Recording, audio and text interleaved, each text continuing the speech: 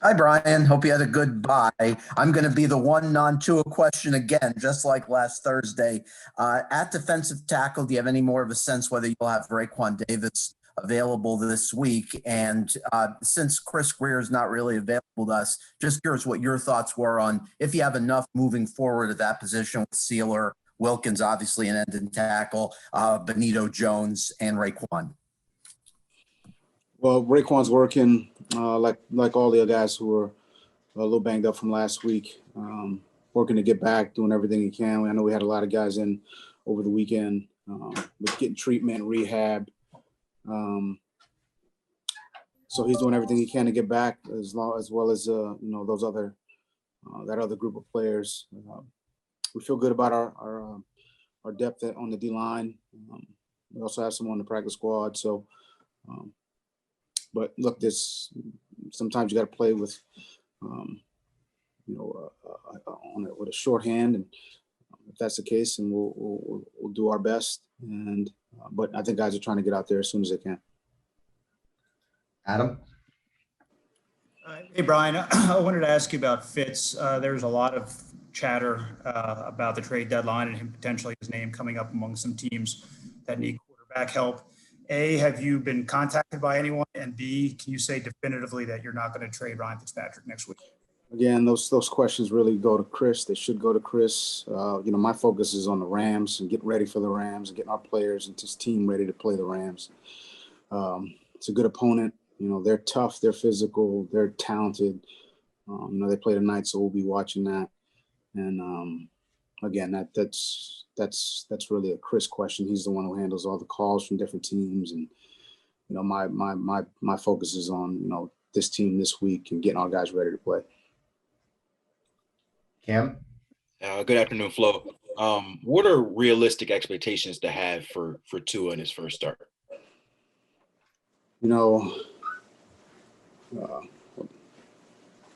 Sorry, I just had somebody walk in here. Can you repeat that, Cam? Sorry. Yeah, just what are realistic expectations to have for Tua in his first start? I think he's just got to do a good job of preparing, throughout the week. I don't like to put expectations on anyone. I think we just need to go out there, really not even go out there, but, have a good day today, have a good meetings, have a good walkthrough, have a good practice, put together a good week, and just try to play a good football game, come Sunday afternoon against a good opponent. It's a team effort. So again, it won't be just Tua, but, he's going to have to do his part as far as, communication, getting us lined up, making good decisions. We were saying specific to Tua, but, this is anyone, who steps on the field. We need them to do a good job with their communication. We need them to play with good fundamentals, technique, and we need them to execute. So, we're asking of him, or we would ask anyone that steps on the field. But again, he's young, and but yeah, we expect him to go out there, play with good fundamentals, technique, and execute. One more. Coming with another non-Tua question.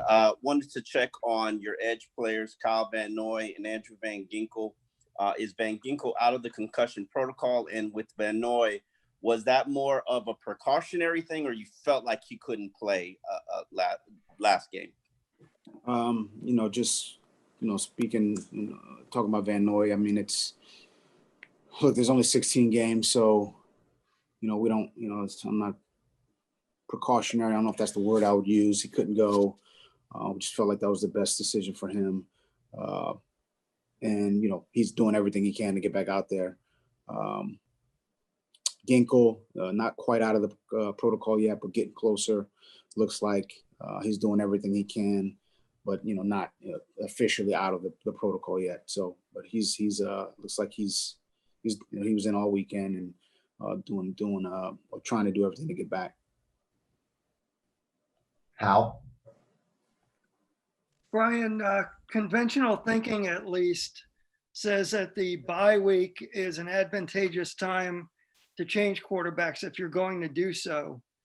So with that in mind, what was Tua possibly able to accomplish last week with the bye that may not have happened had you had a game? How did he capitalize on this time?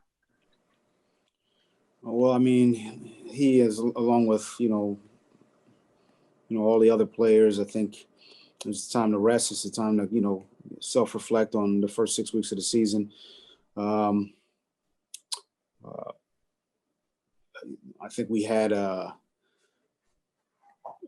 again, we only had the one practice, so as far as getting out there and practicing, it was that was limited. I'm not really sure what else what you're asking me there, Hal. I mean, you can kind of re-ask that if you're looking for more there. You can unmute him, Matt. No, I was just trying to find out if there were other ways that anything hidden that we may not think of where he might have been able to capitalize on the time and get better prepared, or just mentally prepared and focused on the idea that he's number one now. I think that's probably. I mean, look, it's probably more of a question for Tua, but just mentally getting, in the right frame of mind of, being the guy, being the starter, and look, his preparation's always been good, so I don't really see that changing all that much. As far as kind of going through his progression, his weekly progression, I think Robbie and Chan and have done a good job as far as teaching him what that progression should be like as the starter. I could see it being ramped up a little bit because obviously knowing that he's going to be out there, but he's prepared that way really throughout the season, and we've tried to talk to him to prepare that way. So maybe it just gives him a little bit more time to prepare that way for an opponent, which is probably a good thing.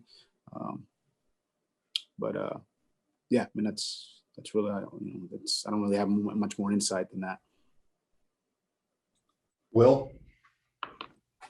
Hey, Flo, I know you don't worry about outside narratives, nor should you, but I'm curious how, after the change, do you at all talk to the team, make sure that there aren't any unanswered questions in the locker room with why you made the decision and why, as a staff, you made the decision to go with Tua, and what was said, if anything? I mean, I mentioned that I was going to talk to the team last week, and at the end of the day, we make decisions that we feel are best for the team, and that's what we said to the team, and that's kind of where we left it. Travis? Hey, good afternoon, Coach. My question's about, communication is a big staple of your program, but I wanted to ask you if there was anything specifically you can tell us about Bobby McCain that makes him a good communicator, both on the field, but also with the guys in the locker room. And would you say it's fair to say that he's the quarterback of the defense? Yeah, I would say he is fair to say that he's a quarterback of the defense. He's a good communicator. I think a lot of that's tied into his relationships that he has with other players on the team. His willingness and, well, I would say his production on the field, his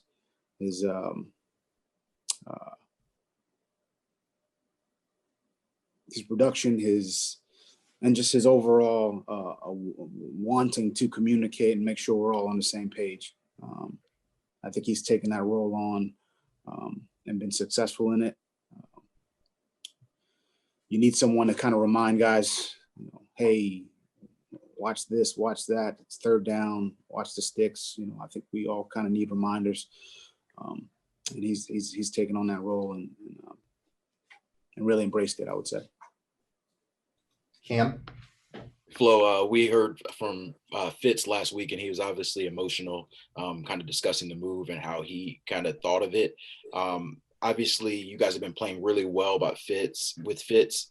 How do you prevent there from being any division or anything revolving that if Tua doesn't play as well coming in initially? Look, we go out there, we prepare, we practice. I think the guys, they rally around each other. I think they support one another.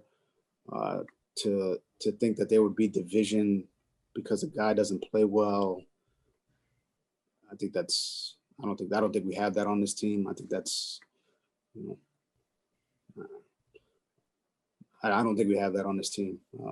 I think, when guys make mistakes, I think this team, they kind of rally around each other and pick each other up. To say there'd be division, I think I don't see that. I mean, it hasn't been that way. And I don't foresee that. I think guys just, we'll coach it the way we've always coached it. We pick each other up, we rally around each other, we bring energy to the team. I think to even bring that type of energy, or even speak about it, I think it's, unfortunate that anyone would go that route. But, it's kind of obviously that's out there, or people are thinking about it. But I don't see that on this team. All right, we have one more question with Omar. Flo, nice beer, by the way. I wanted to ask you about Tua mentioned in his press conference last week that he would meet with you every Tuesday and go over film. I'm assuming that's practice film, or would that be game film situation? Can you just walk us through what those meetings would be like with him? Yeah, it's game film, it's practice film, it's situations. He's a young player. He's got a lot to learn. Tries to be a sponge. I think everyone, kind of can see that. Players, coaches, his team, I think it's he wants to learn. So as much, and he wants to see it from all different aspects. So might give him a defensive aspect. He gets it from Chan, obviously from the offensive side of the ball. He asks, defensive players, what things that they saw. I mean, I think this is the type of kid he is, and it's a good thing. And he tries to learn as much as he can. And I think it's, as a teacher, as a coach, I think that's what you're looking for. And I try to watch as much or as many different things as possible. But obviously, you don't want to overload the kid. And I know he's getting a lot of information from a lot of different places. But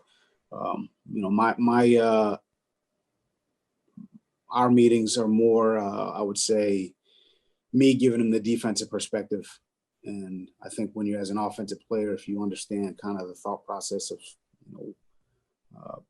from the other side of the ball, it can make you a better player. I know that's the case defensively. We can think of how they're trying to attack us offensively. So that's what those conversations are like.